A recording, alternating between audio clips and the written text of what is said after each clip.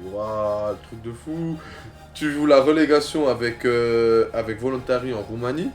Tu vas te retrouver à jouer en Championship, la montée en Première Ligue. On n'avait pas le droit de dégager, tu vois. Le coach, il voulait pas dégager, interdiction de dégager, c'était tiki-taka. C'est beau. Oh là là, les plaisirs incroyables, tu vois, que ça jouait et tout. Il y avait la guerre et il me semble même qu'on a été menacés, qu'ils ont menacé d'attaquer les pays qui étaient là. Et en gros, il me dit en anglais, tu vois, imagine tout le stade crier, Laïdouni. Tu vois, il est méchant, lui, tu vois déjà que ça se fait pas en plus, il me... Inch'Allah, je gagne. Ah, Allez. Et du coup, prise d'info, ça Ouais, va. ça, tout Ça va. bien joué, bien Parfait, joué. Prims. Allez. Ah, d'accord, frère. La prise d'info, premier épisode. Go! Salut, ça va? Ça va. Tu vas bien? Ouais, ça va. Déjà, je voulais te remercier d'être là. Pas de soucis. Bon, c'est d'être là pour faire partie de la première édition de la prise d'info. Donc c'est un plaisir. On va parler de ta carrière atypique. J'aimerais bien commencer par une photo. Une photo, je pense, qui va te parler. Ouais. Je voudrais savoir, ça représente quoi pour toi, ça? Oh. Voilà, tu touches ma jeunesse. C'est toute mon enfance. C'est là où j'ai grandi, là où je suis né. Là où ma vie a commencé, hein, là où il y a les premiers amis, les premiers touchés de balle. Ouais, ça m'inspire beaucoup forcément parce que c'est toute ma vie, hein, toute ma vie. Avant de partir en centre de formation, j'ai vécu ici, on l'appelle la Cité Rose, la résidence de l'Ermitage pour faire plus propre. Mais ouais, c'est ma vie, c'est tout ce que je suis aujourd'hui, tu vois. Ce que je suis aujourd'hui, ce que je suis devenu, c'est ça, ces bâtiments-là, c'est ce qui me représente tout simplement. C'est beau. Moi, je voulais savoir, tu avais commencé le foot à la Cité ou tu avais fait du club avant?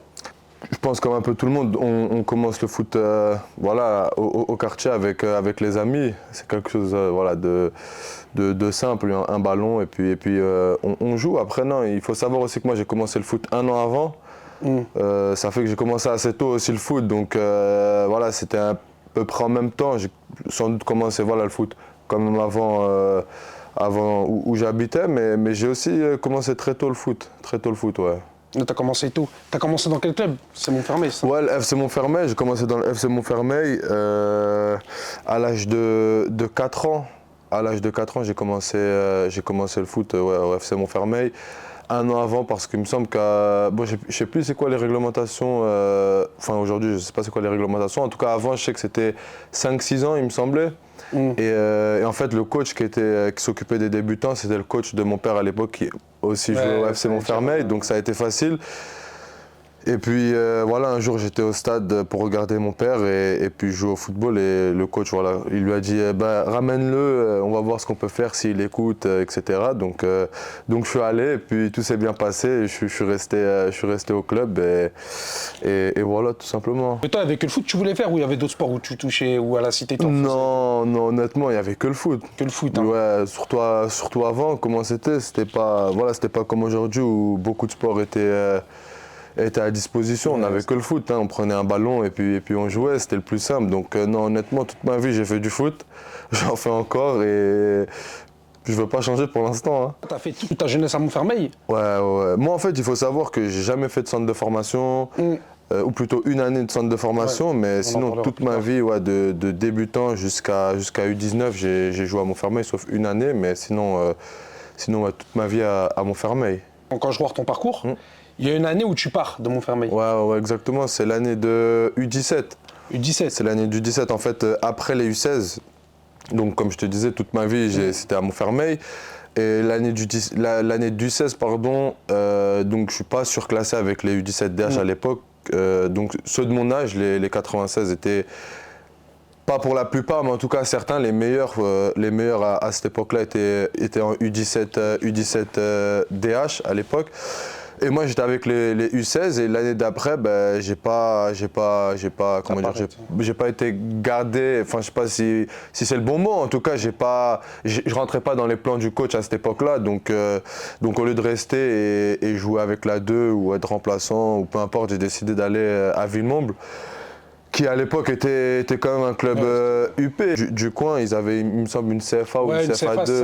Ouais, je me rappelle plus exactement. Donc ouais, j'ai pris la décision de partir à Villemomble, qui était en U17 DSR à l'époque. C'était juste une division en dessous. Et puis voilà. Ta carrière, tu l'as commencé au milieu de terrain ou tu étais défenseur? Non, moi en fait, je t'explique. En débutant, poussin, j'étais gardien. Et ailier gauche à l'époque. Ouais. Je jouais un peu les deux. Et ouais, donc après en Benjamin, j'ai commencé à vraiment maintenir le poste d'ailier gauche avec le numéro 11. Ça, je me rappelle, c'est de très bons souvenirs. Donc non, j'étais ailier gauche en Benjamin. Et puis après en U15, U14, j'étais latéral droit. Latéral droit. Ouais, ça veut dire que de ailier gauche, passer latéral droit. Donc après, ouais, latéral droit, j'ai fait U15, enfin U14, U15, U16 et U17 à Villemomble, j'ai commencé à jouer 6. Moi, il y a un truc, je voudrais en parler parce que c'est beaucoup un problème dans le football actuel, c'est les parents. Ouais. Toi, par exemple, tes parents, ils étaient comment? Parce qu'on voit dans le football actuel, les parents, ils gâchent même le plaisir des jeunes, en les poussant, en portant l'entraînement et tout. Toi, c'était comment tes parents avec toi? Ils étaient... Ouais, déjà pour revenir à ce que tu dis, c'est vrai qu'aujourd'hui, je pense que le football, il a changé de dimension. C'est plus pareil. Aujourd'hui, les parents, à l'âge de 9, 10, 11 ans, ils pensent déjà à formater leurs enfants pour qu'ils deviennent professionnels. Ouais. Et c'est vrai, ça gâche un peu le plaisir, Après, non, nous, à notre époque, il n'y avait pas tout ça. Tu sais, le football, il n'était pas comme il est aujourd'hui, dans le sens où voilà, tu déposes ton enfant au foot pour qu'il devienne quelque chose. Non, nous on allait, et c'était notre club de quartier aussi, tu vois. Ouais. Donc ça veut dire on allait, on jouait, on s'amusait. Nous c'était ça. Après mes parents, c'est vrai que j'ai eu la chance, parce que pour moi ça reste quand même une chance d'avoir toujours mes parents voilà, à mes côtés, qui nous encourageaient. Je me rappelle, j'ai des petites anecdotes là qui me viennent. À Montfermeil, il y en avait beaucoup. On avait chaque année un tournoi qui s'appelait, je crois que c'était le tournoi de Migène, c'était à Auxerre. Ouais, Auxerre, ouais. C'était notre rendez-vous annuel, tu sais. Ouais. Et je me rappelle que durant ces tournois-là, ma mère, et des autres tournois, mais voilà, cette anecdote, elle me vient.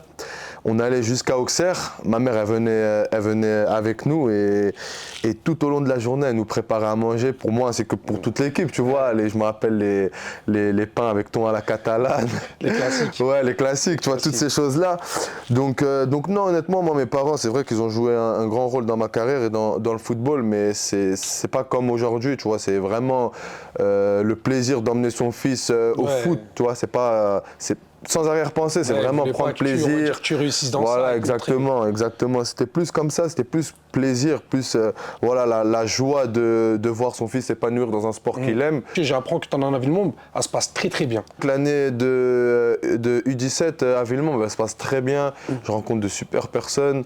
Et ouais, c'est vrai qu'on passe à vraiment, je ne me rappelle plus exactement les points, mais on passe vraiment très peu de la montée en DH. Ouais. On savait qu'avant, les joueurs de DH, DSR, ils faisaient quelques tests. Toi, t'en as aucun qui se fait ou... Non, à cette époque-là, vraiment aucun essai. Hein. Aucun essai. Après, par contre, il y avait aussi à Villemomble, le fait que ça soit une CFA ou une CFA ou une CFA 2, il y avait aussi cette... c'est un projet d'avenir de ce Voilà, c'est exactement. Pas qu'un projet de consommation. Exactement. Ouais, il y avait aussi ce truc de se dire que l'année d'après, donc U19, j'aurais pu faire la reprise avec la CFA ou la CFA 2. Donc non, il y avait aussi ce projet-là, tu vois. Dans le football, surtout maintenant, vu qu'il y a beaucoup de gens qui signent, il y a beaucoup de petits qui se frustrent, tu vois. Toi, t'as, on va dire, l'âge adulte, t'es au lycée à ce moment-là. T'es au lycée, ouais, je crois que t'as 17 ans, 18. Ouais, c'est ça. 17 ans, 18, tu es dans la vie adulte. Est-ce que tu commences à te dire, moins de passion, et on va se concentrer un peu peut-être sur autre chose en faisant des stages ou je sais pas, tu vois. Non, honnêtement, j'ai jamais été dans l'optique de me dire que je vais pas réussir ou de me frustrer parce que je réussirai pas, ou enfin que je réussissais pas à cette époque-là, mais non, voilà, préparer quand même l'avenir professionnel, mais de faire les deux, tu vois. Les deux, l'un ne va pas sans l'autre, c'est pas parce que tu fais l'un que tu peux pas faire l'autre aussi, tu vois. Après, tu reviens à Montfermeil, et tu reviens parce que moi je m'en souviens, il y a une génération de fous malades avec une belle année en Gambardella et un stade toujours blindé. Tu peux nous raconter un peu cette année-là ou... Ouais, donc après mon année de U17 à Villemont, je reviens à Montfermeil, le coach Laurent Valéry m'appelle et il compte sur moi, tu vois, il me dit qu'il me veut, etc. Donc je reviens. Et c'est vrai que cette année-là, elle se passe super bien. On a une équipe, je pense que, honnêtement, hein, c'est l'une des meilleures générations de Montfermeil, que connu Montfermeil. Je crois qu'on est invaincu en U19, invaincu en U19 toute l'année. Et je crois qu'on floppe vraiment sur la fin. Et qui nous gâche justement la montée en U19 nationale. Et pour la petite anecdote, je me rappelle justement que voilà, en Gambardella, en 16e de finale de Gambardella, on rencontre Reims, donc les futurs finalistes, et ça se passe super mal, tu vois. Donc 4-0, on se prend, et tu vois, à la fin, tous les supporters et tout, ils partent, ils quittent le stade. Et moi, je suis de Montfermeil, ça veut dire ça me fait mal, mes potes, ils partent et tout. Ouais, je suis le soutien, tu vois. Et franchement, ça m'a marqué à vie. Ça m'a marqué, tu vois. Et jusqu'à aujourd'hui, là, j'en rigole, bien sûr, mais je me dis, ah, vraiment, ils sont sans cœur, tu vois. En U19, tu vois, 4-0, c'est contre Reims, encore. C'est contre une petite équipe encore. Bah oui. Ouais, contre Reims, tout le monde part et tout. Je me rappelle, je regardais, moi, les supporters, au début, c'était plein, et puis ça se vide. Je me dis, ah ouais, on a floppé, tu vois. Et puis après, voilà, tu vois, ça se vanne, ça charrie et tout. Donc non, c'est vrai que c'était dur sur le moment, mais après on en rigole. Et au terme de cette saison-là, tu fais un essai au SCO. Mais à ce moment-là, il n'y a que le SCO ou il y a d'autres clubs qui... Ouais, honnêtement, voilà, pour te dire la vérité, à cette époque-là, j'ai énormément d'essais, tu vois. Au point de me dire que, je me rappelle, tu vois, une petite anecdote, je revenais d'un essai avec mon père, parce que voilà, mon père il m'accompagnait partout, tu vois, dans pas mal d'essais, tu vois, et je lui disais que ça y est, j'en ai marre, tu vois. À ce moment-là, je pense que c'était une chose, un des moments tu vois, quand j'étais jeune, de ma jeune carrière à ce moment-là, qui était plus difficile, tu vois, parce que j'allais à droite, à gauche, et mon père il me dit non, lâche pas, t'inquiète pas, ça va y aller. Et cette fameuse année aussi, il y a Angers, tu vois. Il y a Angers et voilà. Pour t'expliquer un peu comment ça s'est passé, la première fois, le premier essai, c'est à Alfortville, Maison Alfort, tu vois, où c'est pareil, une détection un peu casse-pipe, où il y a vraiment peut-être 40, 50 jeunes, tu vois. Ah ouais. Et c'est des équipes où tu viens, tu notes ton poste, et puis ils te placent. Tu fais des matchs, tu vois, je crois qu'il y avait peut-être 2-3 matchs dans cette détection-là. Et après cet essai-là, je suis pris, tu vois. Je suis pris pour le second tour, tu vois. Et en fait, le second tour, c'est quoi? C'est une équipe qu'ils ont formée à Angers, de toutes les personnes qu'ils ont dû sans doute repérer, tu vois, pour faire un match contre les U19 d'Angers à Angers, tu vois. Ouais. Ça fait que j'y vais, voilà, mon père, il m'accompagne, on prend un hôtel, etc., tu vois. Et donc, pareil, l'essai se passe super bien et tout. Je suis retenu pour le 3e tour, tu vois. Et donc, on fait cet essai et ça se passe bien encore, tu vois. Et après cet essai-là, je commence à sentir que ça va se faire, tu vois, parce que je reçois l'appel de mon agent, plutôt voilà, la personne qui s'occupe de moi, voilà, mon représentant à l'époque, appelle mon père et dit que ça s'est bien passé, qu'il a eu le coach et que ça sent bon, tu vois. Et puis 3-4 jours après, on reçoit la nouvelle que voilà, ça se fait, tu vois, que je vais signer. Donc tout de suite, voilà, la libération, on voit le bout du tunnel, tu vois. Donc c'est voilà, après à ce moment-là, tu repenses à tout ce qui s'est passé avant et tu te dis voilà que voilà, ça y est, maintenant le vrai travail commence, tu vois. Ouais. Et là, c'est une nouvelle aventure parce que là, c'est ton premier club pro. Ouais. C'est la première fois que tu vas dans le club pro. Et c'est quoi que tu vois quand tu arrives au SCO qui change par rapport au monde amateur? C'est quoi qui te choque? C'est quoi qui te... En fait, pour être honnête avec toi, la première chose que je vois, tu vas peut-être rigoler, hein, mais c'est que je me dis comment ça se fait que les joueurs qu'on avait à Montfermeil, on n'est pas tous en centre de formation en fait. Parce que je me dis honnêtement, le groupe qu'on avait, comment ça se fait qu'on n'arrive pas à trouver des clubs et qu'on a galéré autant pour signer dans des clubs pro, tu vois.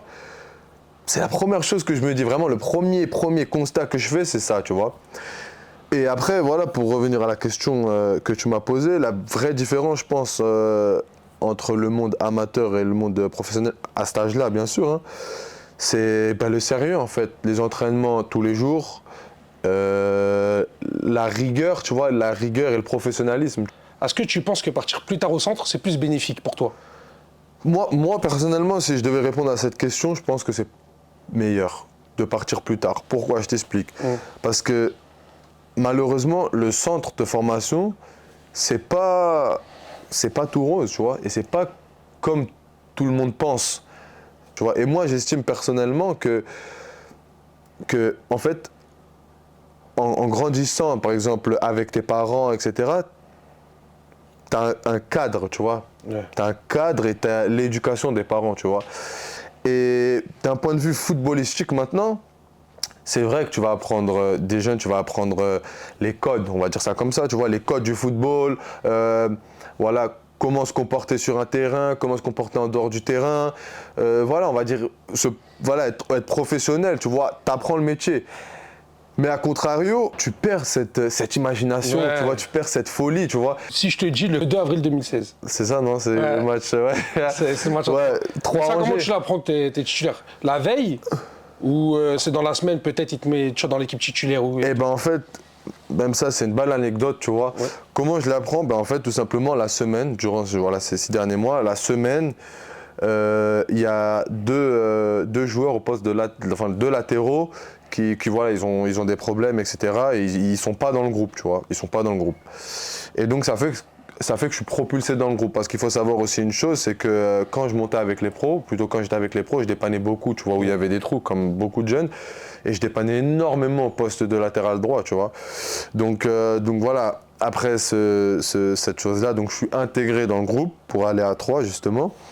Et donc à 3, pour l'histoire, je suis à l'échauffement, tu vois, au stade. Ouais. Je me rappelle, c'était avec Saïd Benrahma, tu vois, à l'époque, Ouais. on fait des passes, etc. Voilà, un échauffement.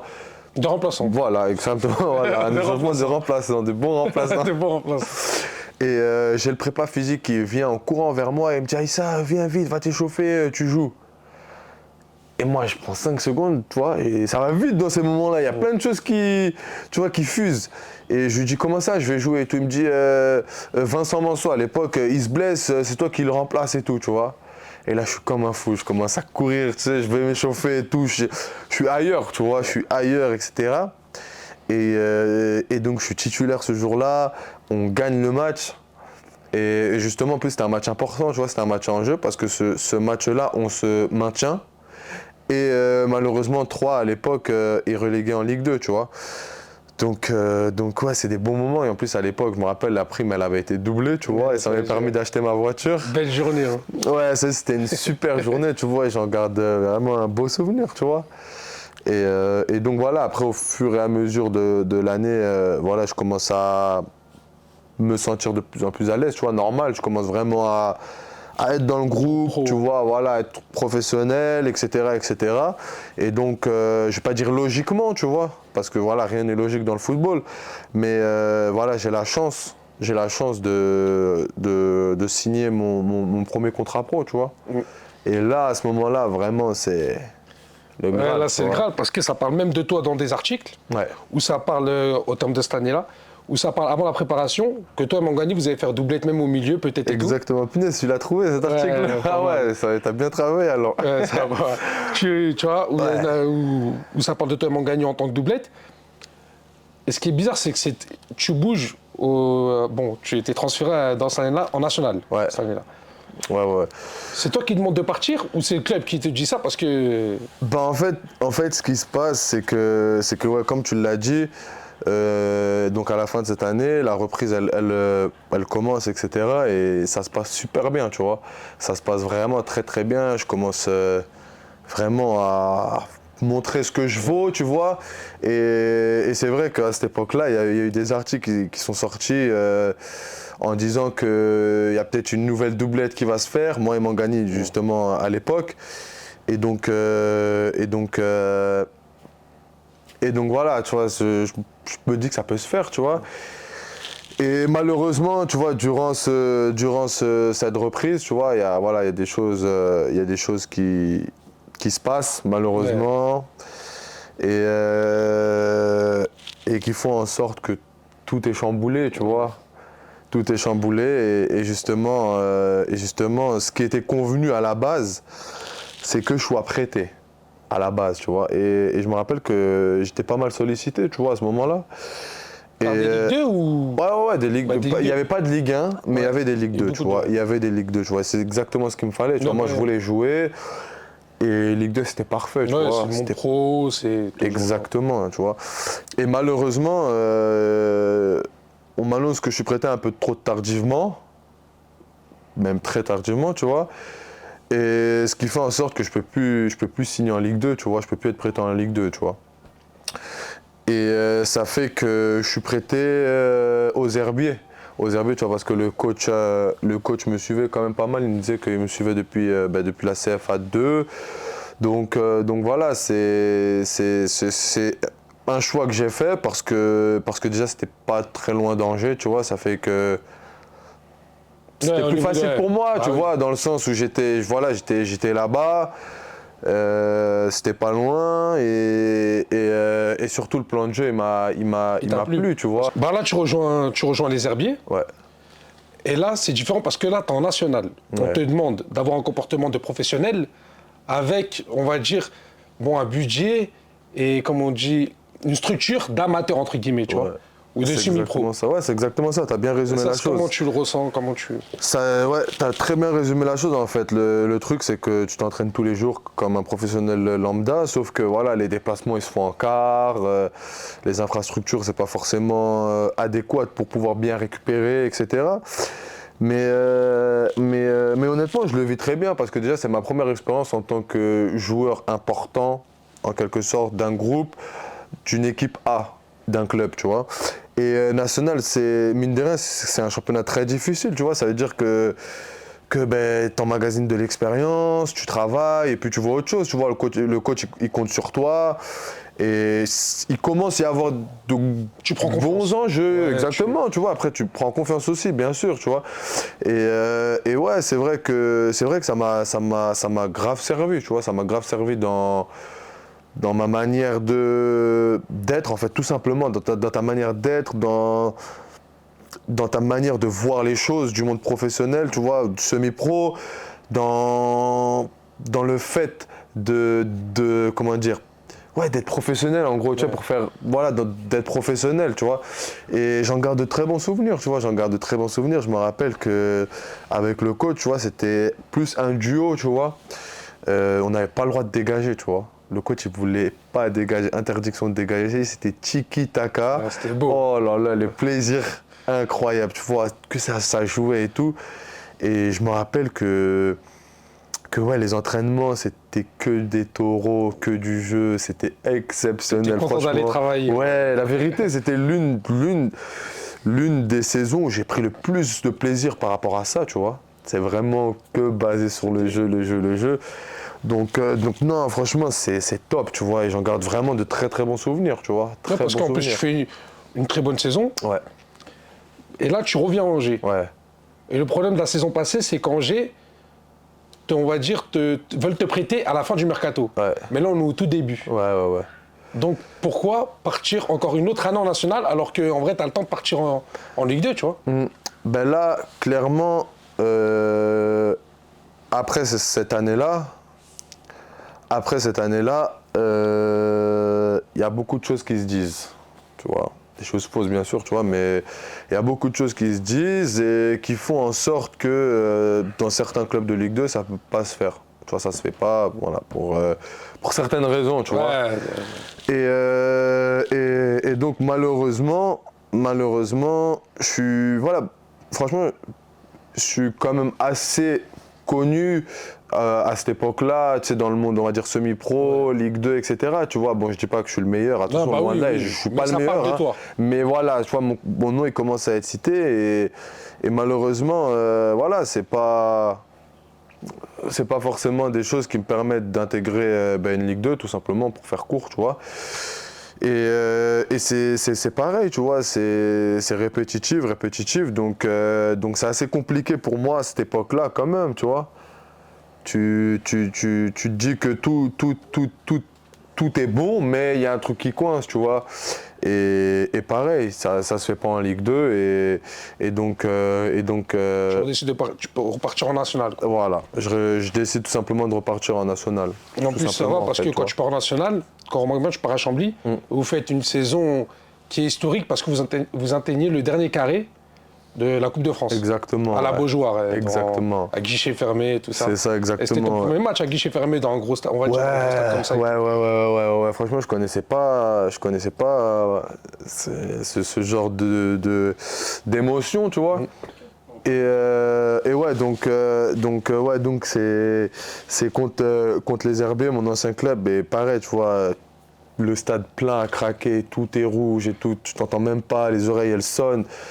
Et donc voilà, il y avait vraiment juste le parquage, le parquage visiteur aux couleurs de Chambly, donc c'était assez difficile, tu vois, on était vraiment dans le dur à ce moment-là et malheureusement on a perdu, tu vois, on a perdu et en plus c'était le premier match que j'avais joué avec la VAR, tu vois. Et elle m'avait pas souri, tu vois. Sur leur but, la VAR, ils avaient accepté leur but par la VAR et nous on avait refusé un. Donc c'était assez frustrant, tu vois. Mais après, on a eu la chance de nous maintenir, tu vois, en national. Et les Herbiers, malheureusement, sont descendus, tu vois. Donc, là, tu reviens pas en jeu parce qu'avant la préparation, tu signes en Roumanie. C'est ça, en fait. Tu signes en Roumanie. Mais comment ça se passe? Parce que tu signes en Roumanie, vu que tu te dis en vrai, les trucs de Ligue 2 vont me faire comme les années passées.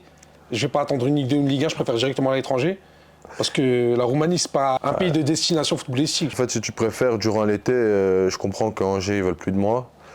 Bah après, voilà, c'est avec tout ce qui se passait, c'était normal. Moi aussi, je voulais pas revenir et subir tout ce que j'avais subi, tu vois. Donc ouais, à ce moment-là, il y a deux choses qui s'offrent à moi, tu vois. Ou rester en national, parce que je reçois quand même pas mal d'appels de national, tu vois, de pas mal de clubs, ou partir à l'étranger, tu vois. Et à cette époque-là, j'ai une réflexion où je me dis, soit je reste en national, et à ce moment-là, je vais être casé comme un joueur de national qui n'arrive pas à aller au-dessus, ou alors tu quittes. Tu quittes et tu te fais un nouveau plan de carrière et tu vois les choses autrement, tout simplement, tu vois. Et c'est exactement ce que j'ai décidé de faire, tu vois. Et justement, c'est à ce moment-là que j'ai décidé de signer en Roumanie. Après, ça ne s'est pas fait directement, hein, tu vois. Il y a quand même voilà, un certain temps de réflexion qui précède mon choix, tu vois. Quand tu signes ton contrat pro Angers, on voit, ça parle beaucoup toi dans plusieurs médias de football. Et quand tu pars en Roumanie, est-ce que tu sens que des médias te négligent ta situation? Et même des gens, pas ton entourage, mais des gens qui t'entourent, tu vois.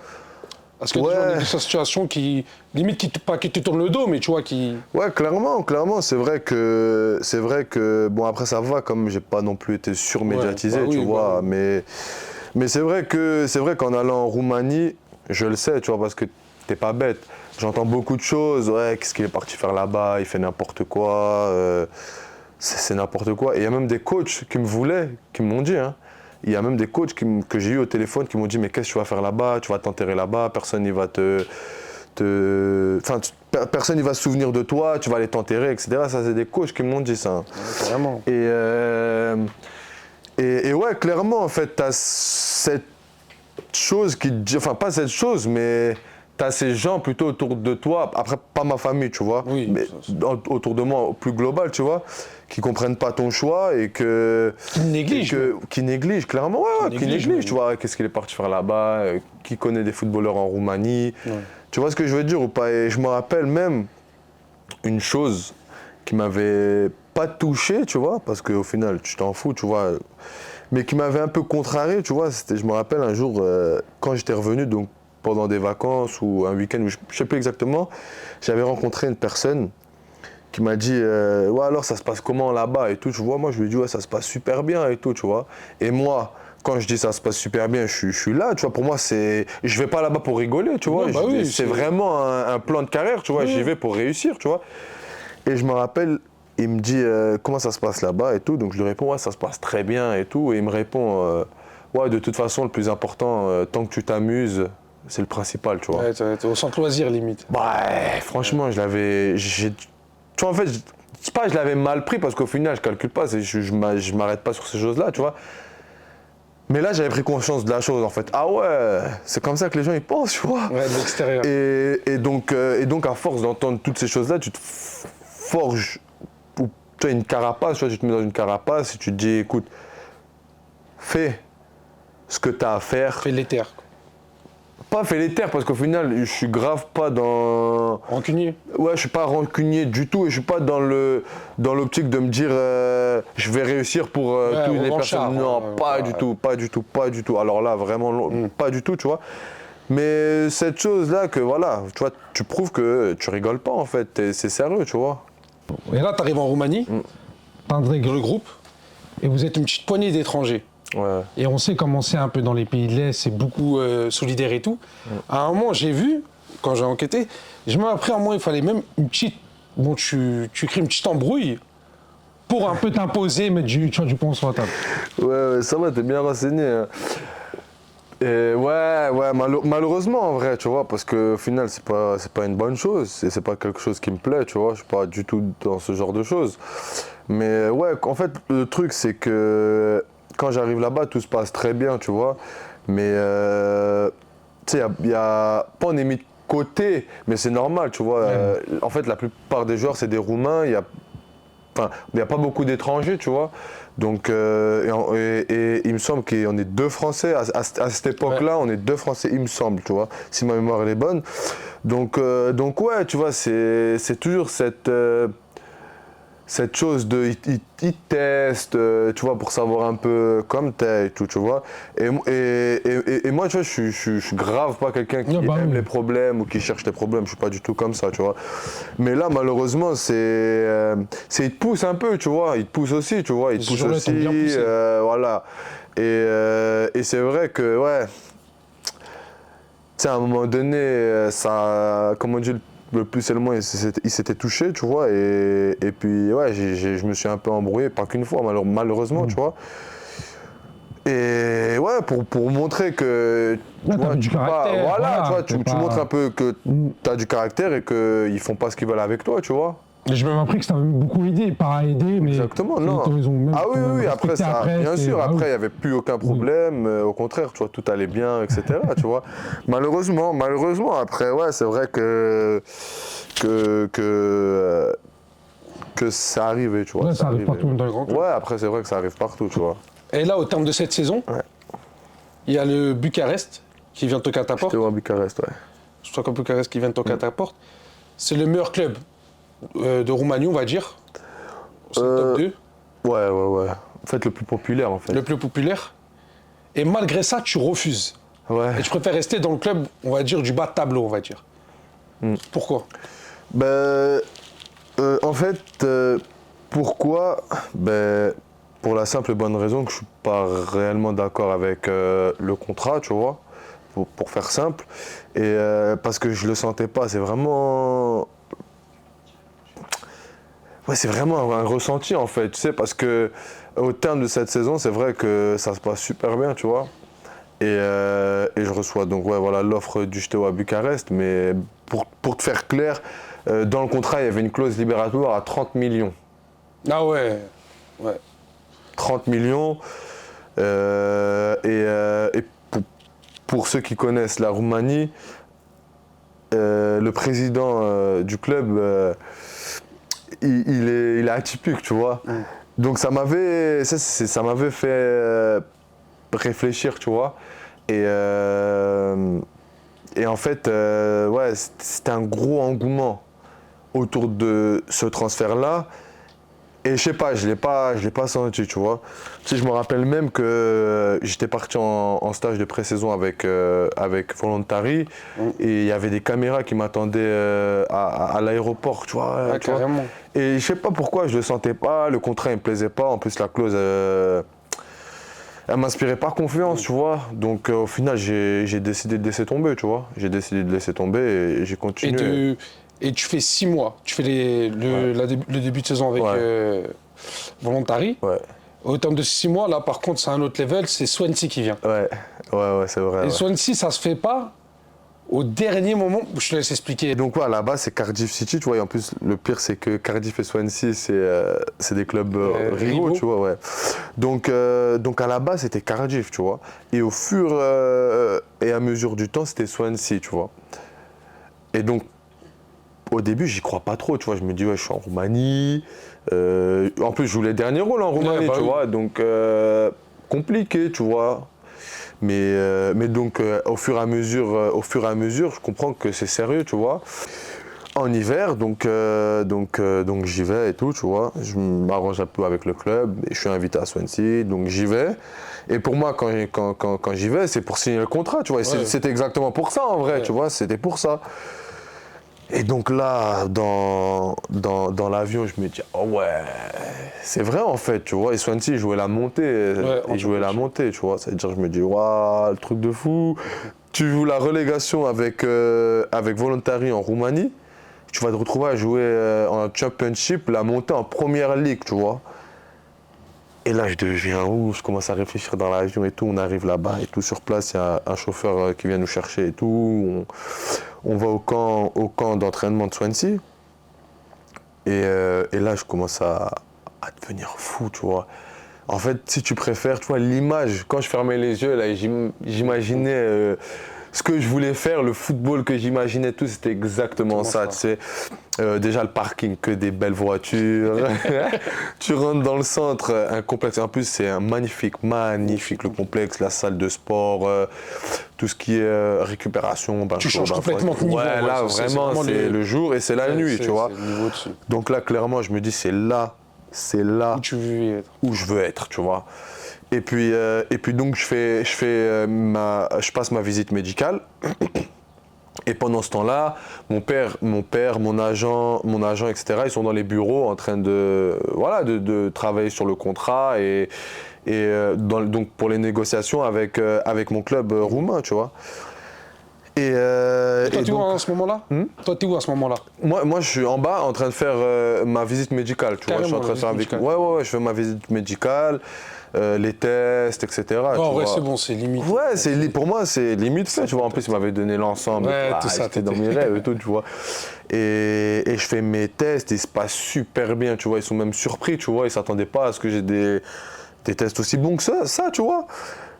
Tout est bon, tu vois. Il y a un moment donné, donc je finis les tests, je monte et tout, et je vois mon père dans le bureau. Il fait une tête un peu chelou, tu vois. Et moi, tu connais, quand moi je vois mon père, je comprends qu'il y a un truc. Je lui dis ça va, c'est comment, ça avance et tout. Il me dit je sais pas trop quoi, je crois qu'il y a un problème et tout. Et mon père, moi, il est en dehors du bureau, tu vois, il est pas dans le bureau, tu vois. Et je dis mais quel problème et tout. Il me dit je sais pas trop, j'ai pas très bien compris et tout. Il me dit et toi ça se passe comment? Je lui dis moi franchement top et tout, tu vois. Top et tout. Et donc voilà, après tout se passe très bien, tu vois. Je sors, je croise mon agent et tout. Il me dit, donc je lui dis, ouais, qu'est-ce qui se passe et tout, c'est bon, ça s'est fait et tout, tu vois. Il me dit, non, ça galère un peu avec le club et tout. Je lui dis, quoi, qu'est-ce qui se passe, tu vois. Et là, il me dit, ouais, je sais pas trop quoi, c'est une histoire de montant, de transfert et tout, alors que c'était vraiment pas beaucoup, tu vois. Ouais. Ça devait être peut-être 250 000 ou un peu plus, tu vois. En tout cas, c'était même pas 1 million, tu vois. Ouais, Et donc ça se fait pas, tu vois. Ça veut dire que nous, ils nous disent, écoutez, on n'a pas réussi à se mettre d'accord aujourd'hui, mais on va essayer demain, tu vois. Et c'était peut-être 2-3 jours après, 2 jours avant la fin du mercato. Ouais, voilà, tu vois, c'était vraiment court, tu vois. Donc ça veut dire que je retourne à l'hôtel et tout, et là, je suis comme un fou. Je me dis, non, ils vont pas me faire ça, tu vois. Et ça veut dire que donc je passe la nuit et tout, je dors à l'hôtel, bref, je me réveille le lendemain. Et le lendemain, toute la journée, je suis à l'hôtel. Toute la journée, je suis à l'hôtel. Moi, mon père et l'agent. Peut-être 1 heure ou 2 heures avant la fin de l'heure là, du mercato. L'agent, il vient dans la chambre, il toque, venez vite, on doit aller au stade et tout. Ça veut dire que nous, on appelle un taxi, le taxi vient, on est speed et tout. Je me rappelle, je m'en foutais comment j'étais habillé, tu vois, juste viens, on fait vite, tu vois. Et arrivé au stade de Swansea et tout, il nous faut comprendre que malheureusement, Ça s'est pas fait. Ça s'est pas fait. On n'a pas réussi à se mettre d'accord. Et en fin de compte, j'ai compris quoi? J'ai compris que à la base, le club Volontaries avait demandé une somme, et quand Swansea ils avaient fait le mail, tu vois, pour l'offre, ils avaient dit non, on veut pas ça, on veut le double. Tu vois, je crois que c'était 250 000 à la base, payé sur. Ouais, bref, ils s'arrangeaient, tu vois. Ça, c'est pas moi, tu vois. Et quand ils ont reçu l'offre, ils ont dit non, on veut pas ça, on veut le double, tu vois. Et je pense qu'à ce moment-là, Swansea, ils ont été vexés. Bon, tu m'as compris quand je te dis vexés, tu vois, mais ils ont pas accepté, tu vois. C'est un manque de respect, et je comprends, tu vois, au final. Et donc tout était prêt, le contrat il était là, il y avait écrit Swansea, etc. Et Salah Edouni et tout. Je me dis, waouh, truc de fou et tout, tu vois. Et donc le représentant de Swansea qui était là, tu vois, il nous fait visiter le stade, à moi et mon père et tout, tu vois, les vestiaires et tout, on sort et tout. La pelouse, elle était parfaite et tout, et il commence à nous faire quoi? Et en gros, il nous dit en anglais, tu vois, imagine tout le stade crier Salah Edouni, tu vois, il est méchant, lui, tu vois, déjà que ça se fait pas en plus, il me... et donc, ouais, je suis dégoûté, tu vois, franchement, je suis déçu, tu vois, je suis déçu. Et là, on arrive à l'été 2020 ou 2019, où il y a la pandémie mondiale. Ouais. Et toi, c'est comment quand tu vois le Covid? Ouais, exactement. Tu rentres directement à Montfermeil. Ouais. Tu t'entraînes solo. Ouais. Tu rentres solo pendant la pandémie. Et ça se passe comment? Tu dis, là, il y a Swansea qui revient parce que pendant cette pandémie-là, il y a beaucoup de clubs qui ont des restrictions d'argent. Ça veut dire, en vrai, les 250 000 qu'ils pouvaient poser sur toi, ils ne peuvent plus peut-être les poser. Est-ce que tu repenses à ça ou tu te dis... Ouais, c'est vrai que déjà malheureusement il y a eu cette grande pandémie mondiale qui fait que tout est remis en cause. C'est vrai ce que tu dis, parce qu'après il y a eu beaucoup de problèmes de clubs, et il me semble même que Swansea a été touché par ça. À voir, tu vois, je suis pas sûr de ce que je te dis, mais à voir. Mais ouais, bah du coup en plus j'ai eu la chance de pouvoir être rapatrié. J'ai eu la chance de pouvoir rentrer à Paris avant d'être rapatrié, tu vois, avant qu'ils ferment les frontières et tout. Les frontières et tout. Ouais. Ça fait que bah, je suis resté là peut-être, si ma mémoire elle est bonne, encore une fois, 1 ou 2 mois, tu vois. Et là, il y a Ferencváros qui vient toquer à ta porte. Ouais, c'est exactement ça, ouais. Quand Ferencváros vient toquer à ta porte, tu te dis quoi? Tu te renseignes sur le club? Et ils viennent même quand? Pendant le Covid ou? Ben, il me semble que ouais, c'était dans cette période-là. Il me semble que c'était même avant un peu la période de transfert, tu vois. Si ma mémoire elle est bonne, encore une fois, tu vois. Et ouais, pareil. Donc quand Ferencváros vient, moi c'est catégorique. Je ne veux pas aller nulle part ailleurs. Je veux aller à Swansea. Ouais, c'était. Je veux aller à Swansea. Je veux aller nulle part qu'à Swansea, tu vois. Vous pouvez me parler de ce que vous voulez, je veux pas, tu vois. Et le truc c'est quoi? C'est que donc Ferencváros c'est une première offre, il rigole pas, tu vois, première offre et tout. Et là, le club vient me voir, Voluntary vient me voir, il me dit écoute, là il y a l'offre de Ferencváros et tout. T'en penses quoi, tu vois? Je lui dis moi écoutez, pour l'instant ça m'intéresse pas et tout, je veux pas, tu vois.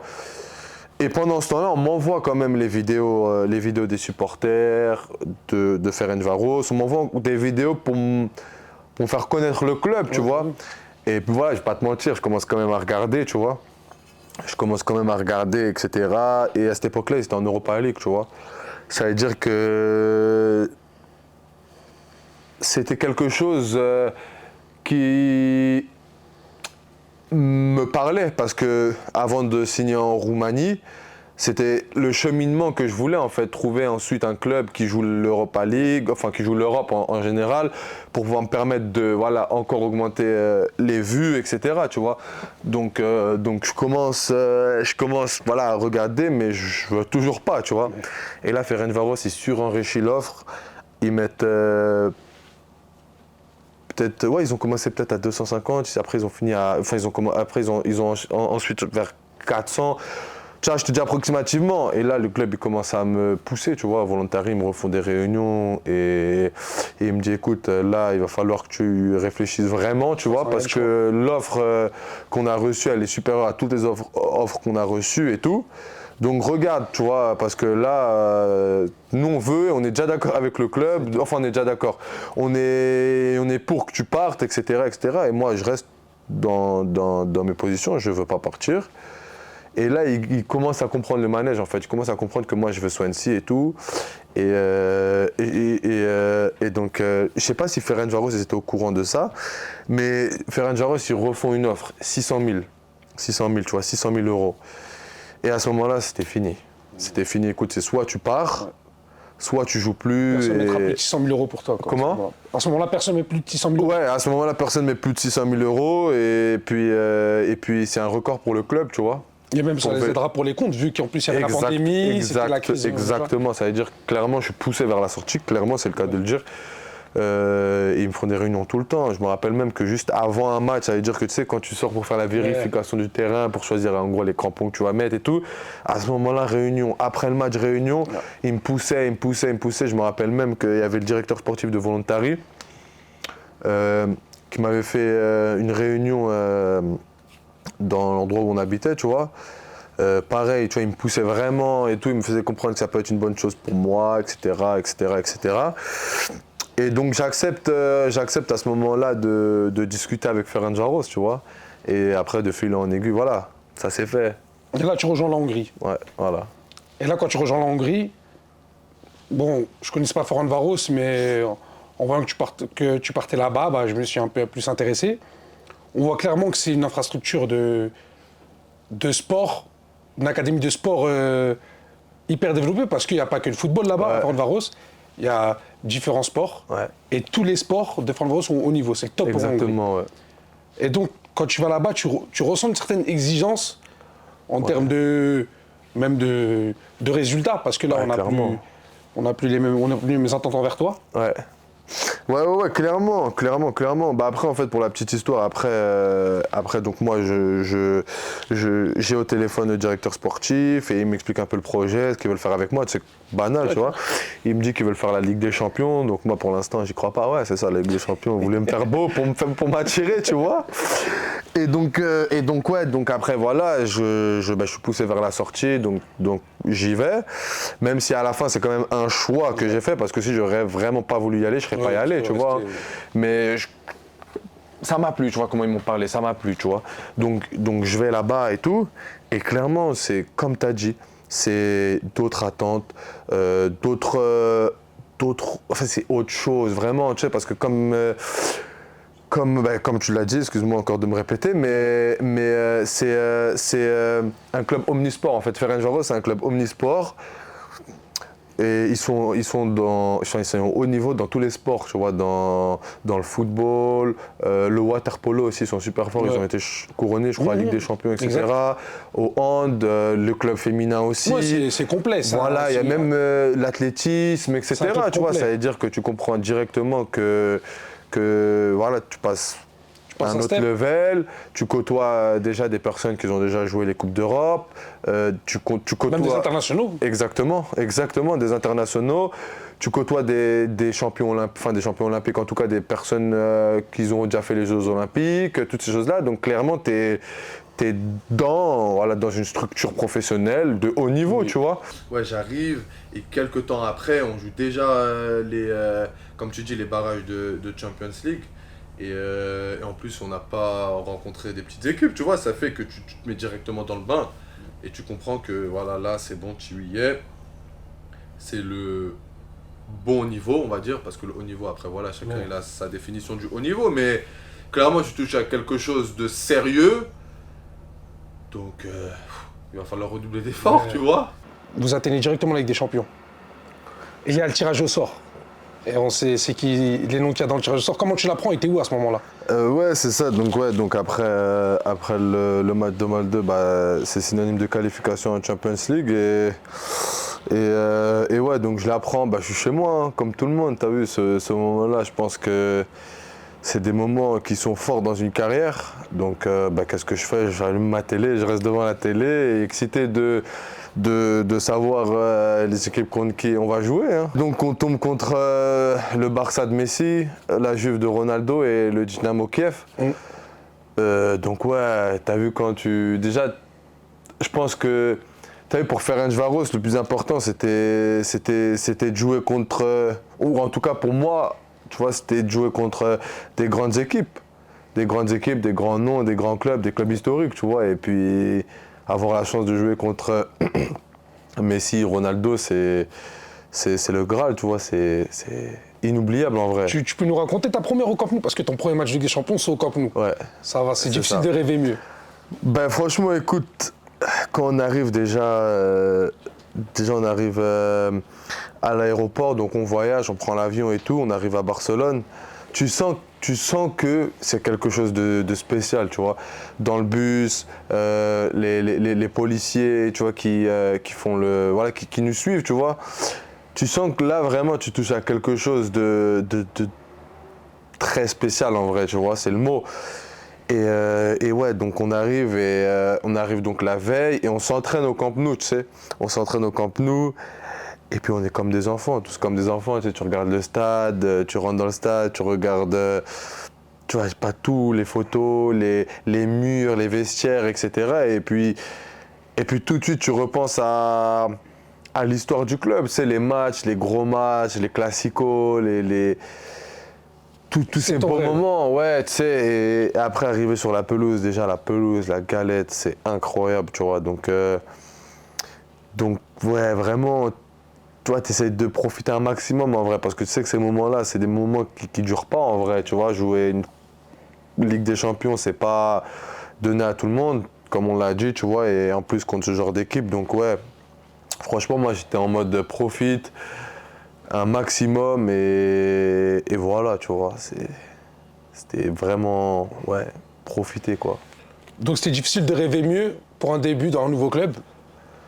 Ouais, clairement. Parce que déjà tu joues la Ligue des Champions, tu joues les premiers rôles dans le championnat, ouais, avec Ferencváros.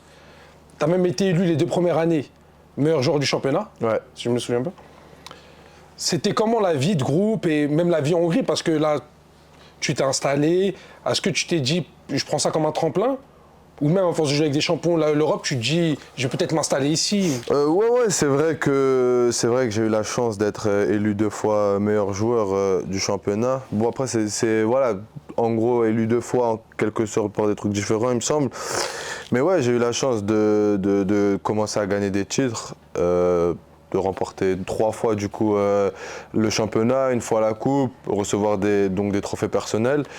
Et ouais, c'est vrai que je me sentais super bien en vrai, tu vois, je me sentais super bien, je me suis fait des amis que j'ai conservé encore aujourd'hui. Donc c'est vrai qu'au final, ça a été une super belle expérience, tu vois, une super belle expérience. Ça m'a vraiment permis de toucher le haut niveau, comprendre c'était quoi la manière qu'il fallait pour l'exigence, la manière qu'il fallait pour arriver au haut niveau en fait, tu sais, pour être compétitif en gros, ouais. Tu vois, pour être compétitif, pour pouvoir être au niveau contre ce genre d'équipe ou voilà, ce genre de compétition et puis ouais, j'en garde un très très bon souvenir. J'ai de très très bons souvenirs. On fait bien de parler de tes amis qui sont devenus limite même des frères, ouais, au fil du temps.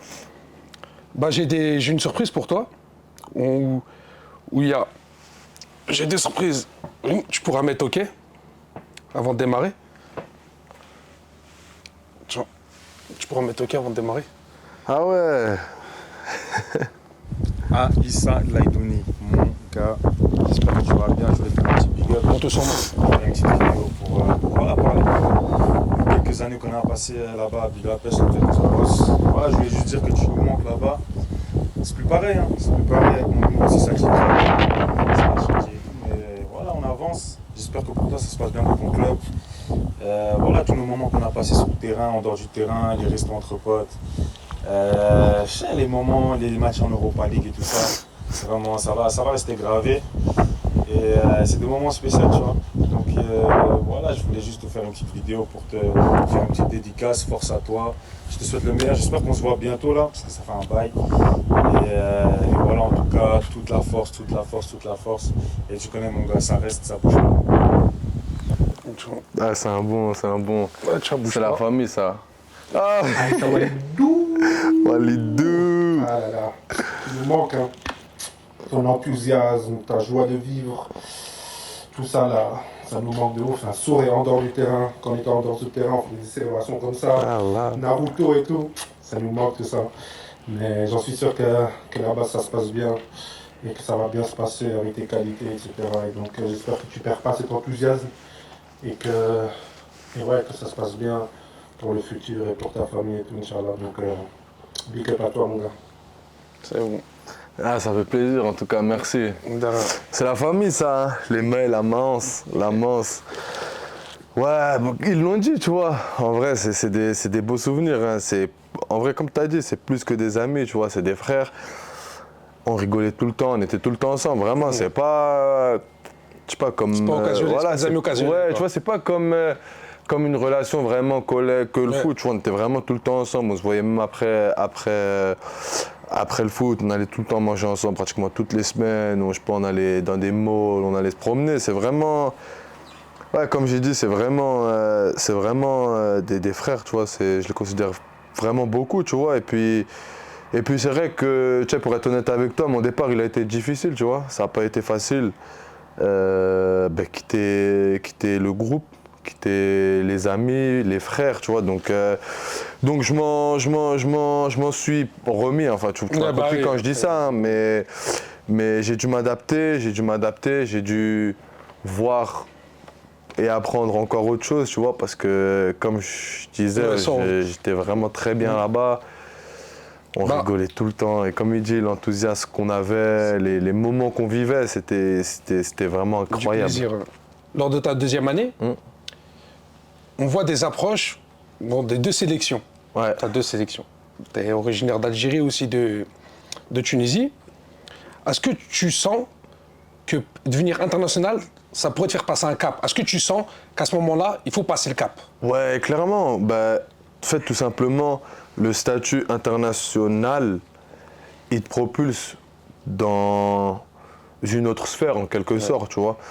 Et puis ouais, en fait, il fallait passer un cap, et je savais que ce cap-là, il venait aussi par la sélection, tu vois, et par le fait de devenir international.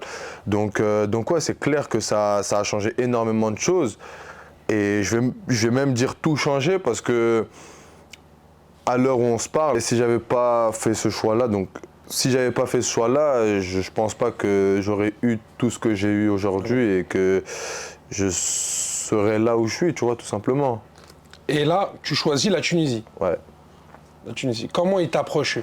En fait, ouais, j'ai fait le choix de la Tunisie parce que clairement, ils m'ont prouvé qu'ils me voulaient vraiment, tu vois. Ils m'ont fait des approches assez concrètes. Et voilà, ils ont invité mon père en Tunisie. Moi, le coach, il m'a appelé. Il m'a parlé du projet qu'il avait avec moi, du projet de la sélection, de ce qu'il voulait faire dans le futur, tu vois. Et ça m'a tout de suite parlé, tu vois. J'avais vraiment l'impression qu'il me voulait, et surtout qu'il savait ce qu'il voulait faire avec moi, tu vois. Donc à ce moment-là, voilà, le choix, il a été fait, tu vois. Et tu choisis la Tunisie, et il y a une compétition qui arrive assez vite avec ton choix, c'est la CAN. Ouais. En plus, ta première CAN. Ouais, exactement, ouais. Au Cameroun. Comment tu la vois? C'est quoi ce que tu retiens de la CAN? Écoute, déjà, heureux de jouer la première compétition internationale avec mon pays. En plus, c'est différent, tu vois, jouer une compétition internationale avec son pays, c'est quelque chose de spécial, tu vois. Et au Cameroun, donc c'était des moments inoubliables en vrai aussi, tu vois. Et ouais, donc en fait là, tu sais, quand je te parle, je repense à tout ce qui se passait et tout. C'était incroyable. Franchement, j'ai kiffé, tu vois, je retiens que des bons moments, tu vois. Et puis ouais, là, il y a un truc qui me vient, que j'ai envie de partager avec toi, tu vois, c'est quand on est arrivé à l'hôtel,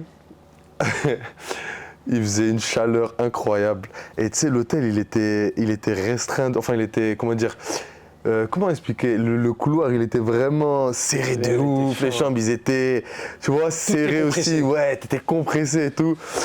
C'était trop marrant, mais qu'est-ce qu'on a rigolé, en plus avec tous les joueurs, etc., qui étaient là. C'était incroyable, tous les soirs c'était marrant, etc., tu vois. Et puis en plus pour l'anecdote, tu sais, nous, l'endroit où on était, c'était à Limbé. L'endroit où on était, c'était un endroit... Il y avait la guerre à côté. Exactement. Tu vois, il y avait la guerre et il me semble même qu'on a été menacés, qu'ils ont menacé d'attaquer les pays qui étaient là-bas, tu vois. C'est-à-dire ça...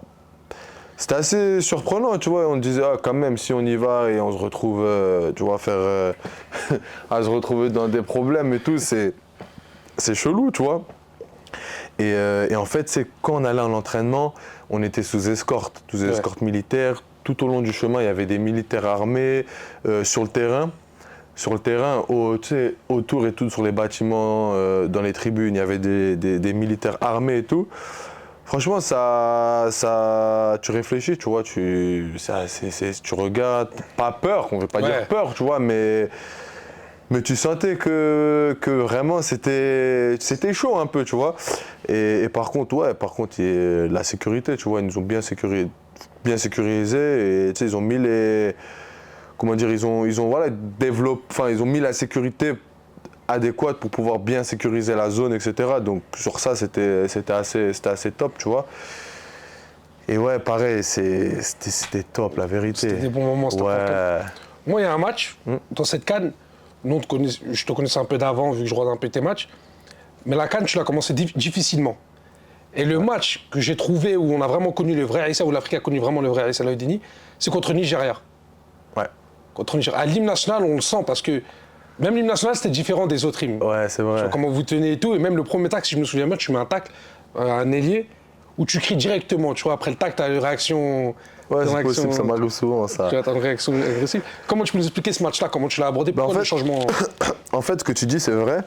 Mais parce qu'il y a une histoire, en fait, qui suit.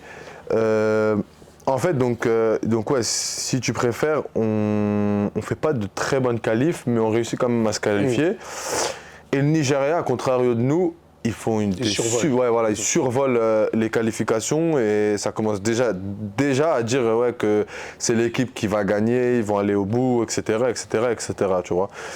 Et donc quand il y a eu le match Nigeria-Tunisie, j'ai été appelé pour la conférence de presse d'avant-match, tu vois. Et lors de cette conférence d'avant-match, j'ai senti que les gens ils ne respectaient pas du tout. C'est le cas de le dire, hein. Ils ne respectaient pas. En gros, et je me rappelle même avoir eu une question d'un journaliste qui disait que est-ce que vous pensez vraiment que vous pouvez gagner ? Ou alors, ou une question du genre, est-ce que vous pensez que vous pouvez gagner ? Ou alors, la seule chose que vous voulez, c'est pas vous ridiculiser, pas vous manger 4-0 et tout. Et moi, cette question, elle ne m'avait pas plu, tu vois, parce que au final, d'une, tu respectes pas la nation, la Tunisie, parce que c'est une grande nation africaine, tu vois. Et ça veut dire quoi en gros, tu vois? Ça veut dire que tu respectes pas la nation, tu respectes pas les joueurs, tu vois. Et moi, ça m'avait vraiment déplu, tu vois. Et je me rappelle avoir répondu une chose du genre, on va voir ce qui va se passer. En tout cas, sachez que nous, on n'a peur de personne. Et la vérité, elle est sur le terrain, tu vois. Et donc moi, quand je reviens et tout, donc auprès de mes camarades et tout, j'en parle à certains joueurs et tout, et ça pique, tu vois. Ah d'accord, et ben on va voir, tu vois. Et donc on était remonté à bloc dès le début de match, dès l'hymne national. Je sais pas si tu as vu les images, on est chaud, tu vois. Quand l'hymne se finit, on crie, on est dedans et tout. Et voilà, ça s'est ressenti sur le match, tu vois. Ça s'est ressenti sur le match. On fait vraiment un très bon match. On réussit à marquer par Msakni, une frappe de loin. Et on se qualifie, tu vois. Et après, voilà, ça a été... À ce moment-là, vraiment, ça a été une fierté. Ça a été une fierté parce que déjà, on rendait fier le peuple tunisien. Et de l'autre côté, je ne vais pas dire cette fierté parce que c'est pas le mot, mais... Tu sais, de se dire, ah ouais, vous nous avez négligés, ben regardez, tu vois.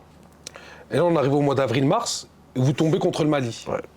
Contre qui vous avez perdu 2-3 mois avant à la CAN. C'est ça. Avec, on connaît le match polémique qu'il y a eu, la fin de match. comment tu réagis, comment tu appréhendes ce match? Parce qu'on sait très bien qu'une qualification à la Coupe du Monde, ça peut changer une vie, une carrière, tu vois. Exactement. Comment tu appréhendes ce match? Bah écoute, la vérité, c'est qu'avant ce match-là, on sait que ça va être une opposition ultra difficile. À mes yeux, le Mali, c'est l'une des meilleures équipes d'Afrique. En tout cas, potentiellement, avec les joueurs qu'ils ont, c'est l'une des meilleures équipes d'Afrique. Donc on sait que ça va être difficile, tu vois. Mais on y croit. On y croit et on sait qu'on a clairement nos cartes à jouer, tu vois. Et donc je me rappelle avoir parlé à Naïm Slitchi, etc. Et il me disait, écoute, on va gagner, je le sais, tu vas voir. Et en fait, si tu préfères, il y avait une sorte de confiance dans le groupe. C'est vraiment dur à expliquer. En fait, si tu préfères, il y a tellement d'expérience que tu te sens en sécurité. Je ne sais pas comment te l'expliquer, c'est vraiment un ressenti. Il y a tellement d'expérience de joueurs, des joueurs expérimentés qui ont déjà connu ce genre de choses, qui ont déjà connu, tu vois, de grands moments en équipe nationale, que tu rentres dans une bulle de confiance en te disant il peut rien nous arriver. Et vraiment, hein, et je te mens pas, c'est vraiment ce qui s'est passé. Et puis tu le vois en fait, même quand on gagne, que à l'aller, on gagne 1-0 alors qu'on marque pas, c'est un but que, malheureusement contre son camp, et au retour 0-0, tu vois. C'est-à-dire que c'est vraiment des matchs coup près, tu vois. Mais c'est justement ce qui fait l'image de la Tunisie. Aujourd'hui, quand tu parles aux gens, ils te disent ouais, c'est l'Italie d'Afrique. Mais c'est clairement ça en fait. Je sais pas comment te l'expliquer. Il y a une sorte de confiance, un supplément d'âme, une chose qui te dit que t'inquiète pas, vous allez le faire. Et c'est exactement ce qui s'est passé. Tu vois, c'était des matchs difficiles. Attention, je te dis pas que ça a été facile, bien au contraire. Hein. Et on a eu peur. Personnellement, moi, je dis la vérité, et la pression que j'avais durant ces matchs-là, elle était incroyable, tu vois. Surtout avec l'enjeu qu'il y avait en vrai, tu vois. Mais dans le groupe, c'était une sorte de confiance, c'est indescriptible, la vérité. Et c'est pas, tu vois, je te dis la vérité. Et toi, comment tu vis la qualification? Parce que après ces 2 matchs aller-retour, vous qualifiez. Vous qualifiez. Et c'est à ce moment-là, je pense que la Tunisie, ils t'ont porté dans le cœur, ils t'ont limite vraiment adopté, ou c'était vraiment le Aïssa Laïdouni de chez nous, tu vois. Ouais, c'est vrai. Je pense que le match retour, ça a été un match charnière. Et ça a été un match qui m'a permis, je pense, d'avoir l'amour des supporters. En tout cas, après ce match, c'est vrai que ma popularité ou l'amour que les supporters m'accordaient s'est multiplié, tu vois, c'est la vérité. Après, en même temps, je suis fier de représenter la Tunisie, je suis content. Chaque moment et chaque fois que je mets ce maillot, c'est une fierté, tu vois, c'est par fierté, ça fait que je me donne à 100%, tu vois. Et je pense qu'ils l'ont compris. Et comme toi, tu vois, quand les joueurs de ton équipe nationale, ils jouent, ils se défoncent pour le maillot, tu kiffes, tu vois. Donc moi, je sais ce que c'est, donc voilà, je veux vraiment me donner, tu vois. Et c'est vrai que ça a beaucoup changé aussi après ce match-là, c'est vrai. Tu l'as vécu comment la fête? C'était beau, hein? Ouais, c'était incroyable, il y avait ma famille, il y avait mes amis. Donc ouais, j'ai pu profiter avec eux. Je me rappelle même que jusqu'à peut-être 3-4 heures du matin, on était à l'hôtel en train de discuter. On réalisait pas, tu vois, on va aller au Qatar. En plus, c'était au Qatar, tu vois. Au Qatar, ah là, on va aller au Qatar et tout. On commençait déjà à préparer, c'est quand, on va regarder, tu vois. Donc non, c'est vrai que c'était top. Ça a été une grande satisfaction pour moi parce que c'était aussi l'une des choses que j'avais comme objectif, tu vois. Je voulais vraiment réaliser la Coupe du Monde parce que pour moi et à mes yeux, c'est la meilleure Coupe du Monde qui existe dans le monde. Hein. Club, pas club, c'était incroyable, tu vois. Et en plus, c'est vrai qu'elle s'est super bien passée, ouais. En plus, la première action qu'on a de toi en Coupe du Monde, je vois très bien de quoi je parle, c'est le tac sur Eriksen. Ouais, bah oui, ça, franchement, tout le monde m'en parle. Tout le monde m'en parle et ouais, c'est vrai que c'est un beau geste et ça résume un peu mon parcours en vrai, tu vois. Ça résume un peu le parcours et la personne que je suis, tu vois. J'ai toujours travaillé pour avoir ce que j'ai. Et c'est vrai que ouais, je me rappelle que voilà, Eriksen, il fait un contrôle un peu long et je me dis c'est le moment. J'avais pour idée de rentrer directement dans ma Coupe du Monde en fait, tu vois, et de pas me poser de questions. Ça veut dire vas-y, rentre et lâche-toi. Et ça fait que, en fait, quand je le tacle, Et en plus, ça a été mal pris après par les journalistes danois, etc. Donc je m'excuse aussi, tu vois, au passage, mais quand je le tag, je me rappelle, c'était un tacle assez musclé quand même, et puis je me relève, et puis je laisse exprimer un peu ma joie, ma détermination. Et c'est vrai que c'est des belles images, c'est des belles images. Bah, t'as même élu homme du match. Ouais, j'ai été l'homme du match ce match-là, donc c'est vrai que bah, ça a été une fierté aussi d'avoir un trophée, bien sûr, Coupe du Monde, premier match, c'est pas rien, tu vois. Donc non, c'est vrai que c'était des beaux moments. J'ai une autre surprise pour toi. Ah ouais, t'as beaucoup de surprises, hein. Ah, ça va. Ça va, j'ai une surprise pour toi. Gentil. Oh, voilà. Nadon. Salam alaikum, mon frérot, j'espère que tu vas bien. Je te fais plein de bisous, Cheikh Rona, mon frère à moi que j'aime. En tout cas, je vais te dire un truc et on va voir si tu vas rigoler. Parce que je pense que tu vas bien rigoler en regardant cette vidéo. Est-ce que tu te souviens, on était au Qatar, à la Coupe du Monde, et on était dans notre chambre, tu vois, parce qu'on avait une chambre mixte, une grande. T'avais ta chambre et j'avais ma chambre. Et c'était la cérémonie. C'était pas la cérémonie, mais bon, il fallait faire la photo officielle, tu te souviens? Il fallait faire des cravates, il fallait faire une cravate. Je savais l'année Et toi, tu savais vraiment pas faire de cravate. Ouais. Et moi aussi, je savais pas faire de cravate. Est-ce que tu te souviens, quand on a mis le téléphone, on a tapé sur YouTube comment faire une cravate? On a posé le téléphone, on était côte à côte, on a commencé à faire les cravates. Concentrés, on était concentrés. On n'a pas réussi à la fin. En tout cas, on s'est tapé des barres parce qu'on s'est filmé. Ce jour-là, on s'est filmé avec ton téléphone. Et j'espère que tu as toujours la vidéo. Bah oui. En tout cas, t'es un mec en or, frérot. Rabbi Yahfadek, que Dieu te préserve. Et Inch'Allah, beaucoup de trophées pour toi, mais surtout beaucoup de santé. Je t'aime fort et on est ensemble. Ouais, tu veux me faire pleurer ou quoi? Tu veux me faire chialer? Non, je rigole, mais ouais, Nadon, ouais, franchement, c'est vraiment une très très bonne personne. La vérité, je l'estime vraiment beaucoup, tu vois. C'est une bonne personne, un bon fond comédien, un mec en or, mais ouais, la vérité, je l'aime beaucoup aussi, la vérité. Et puis, ouais, j'ai que des bons souvenirs aussi avec lui. En fait, ce qu'il raconte, c'est que, tu sais, à la Coupe du Monde, on avait des chambres communicantes, tu vois. Et le fait qu'on s'entende très bien, on les a laissés ouverts, ça fait que ça faisait une très grande chambre, tu vois. Et puis lors de la photo officielle, en fait, si tu préfères, on devait faire une cravate. Et ni lui, ni moi, on savait ce que c'était, tu vois. C'est-à-dire, on est parti sur YouTube et on a tapé comment faire une cravate. C'est-à-dire, on a commencé à filmer, on a commencé à essayer, tu vois, et c'était catastrophique. C'était super nul, tu vois. Et ouais, on faisait que de rigoler, Vraiment, c'était des très très bons souvenirs et je l'estime beaucoup. C'est quelqu'un que je porte dans mon cœur. Et j'espère continuer avec lui un long chemin avec la sélection, tu vois. Donc je lui souhaite aussi plein de bonnes choses. Et ouais, c'est clair que c'était un très très beau souvenir. Franchement, c'est des beaux cadeaux que tu me fais, la vérité. Ah, ça, je les remercie de vouloir participer à la vidéo, c'est gentil de leur part. Au frère Maë et à Nader Gandry, que je le remercie. Heureusement. À ton avis, c'est quoi qui vous manquait pour passer le premier tour? Un petit point, je crois que c'est ça. Un petit point, malheureusement, un petit point, mais qui est énorme à la fin. Qu'est-ce qui nous manquait? Je pense qu'il nous manquait ce fameux match contre l'Australie, hein, tout simplement. Malheureusement, on est passé à côté, tu vois. On n'a pas su faire ce qu'il fallait ce jour-là. Et puis après, on le paye, tu vois. Surtout en plus quand tu vois qu'on réussit à gagner la France ensuite. Il y a des regrets, tu vois, je l'ai encore là, tu vois, je me dis qu'on aurait pu marquer l'histoire. Mais bon, voilà, c'est comme ça, tu vois, qu'est-ce que tu veux, c'est la vie, on travaille, et puis je me nourris de ça aussi, tu vois, parce que ça reste quand même des déceptions, et voilà, je me nourris des déceptions pour pouvoir aller plus loin, et j'espère que ça ne nous arrivera plus, et que voilà, la prochaine CAN, parce que aussi à la CAN on a une petite déception aussi contre le Burkina Faso, ou que ce soit contre l'Australie, justement essayer de se servir de ça pour pouvoir progresser et aller de l'avant, apprendre bien sûr, tu vois. Ça parle beaucoup de toi et tout sur plusieurs chaînes. Pourquoi l'Union et pas d'autres? Tout naturellement, en fait, déjà avant même la Coupe du Monde, il faut savoir que je voulais aller en Allemagne. Ouais. Pourquoi, je sais pas, mais c'était un championnat qui me faisait kiffer.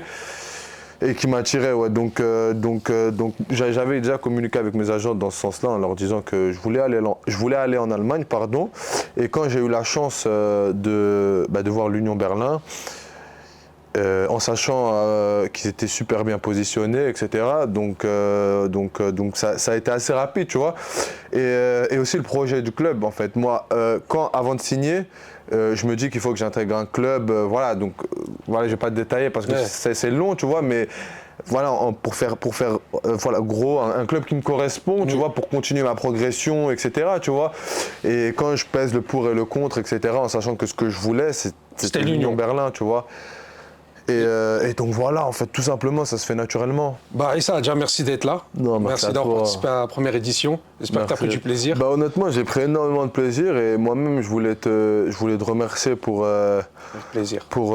m'avoir choisi moi, tu vois. C'est quelque chose qui me touche, tu vois, vraiment, d'être le premier de cette belle initiative que tu as. J'espère qu'elle sera pour toi une bonne chose et qu'elle pourra être comme tu le souhaites, tu vois. En tout cas, tu mérites.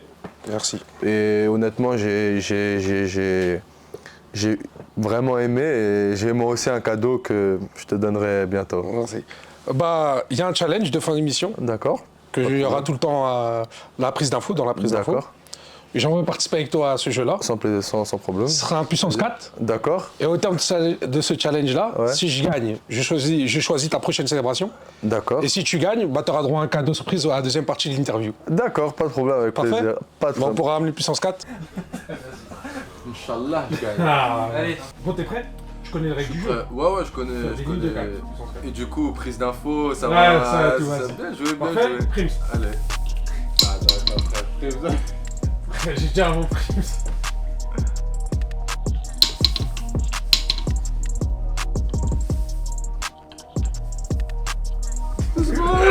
Tu mets la pression. Pressing au corps.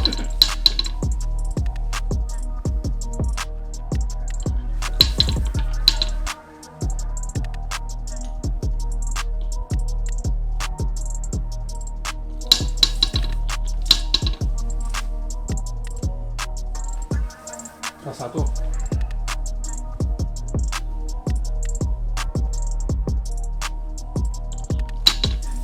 Et bim! Dankeschön, on dit comment en allemand? J'ai gagné. Bien joué. Merci à toi. Bah merci Aïssa d'avoir participé. Non, y'a pas de soucis, avec plaisir. Bon, je peux prendre ma revanche quand même. Tu veux une revanche? La prochaine fois. Vas-y, la revanche ça sortira au pire dans la story. Merci Aïssa d'avoir participé à la première interview. C'était un plaisir. Du coup, le gage, on le sort au deuxième épisode en immersion chez Aïssa, directement à Berlin. En attendant, j'ai un cadeau pour vous où on vous fera gagner le mode Aïssa Laïdoni pour la qualification historique en Ligue des Champions, l'Union Berlin. Bah, tu pourras le signer. Ouais, avec plaisir. On vous fera le gagner. Avec plaisir.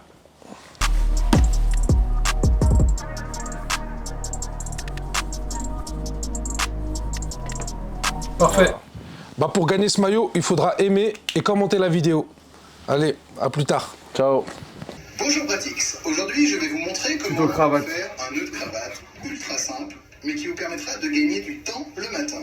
Le secret, évidemment, c'est d'avoir d'abord une cravate. Deuxièmement, d'ajuster la cravate de façon optimisée, c'est-à-dire de faire basculer le pan large, ce qu'on appelle le pan large, vers le bas, afin de garder une section assez courte. Si vous regardez, normalement, sur les cravates, vous avez une petite marque qui vous signifie que votre cravate est au bon endroit. Derrière, le jeu est assez simple.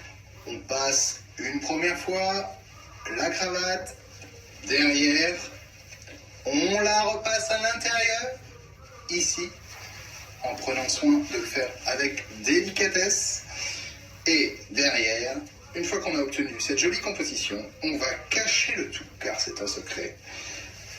Le passer derrière, et là, étape ultime, la finition, qui consiste à glisser le grand pan.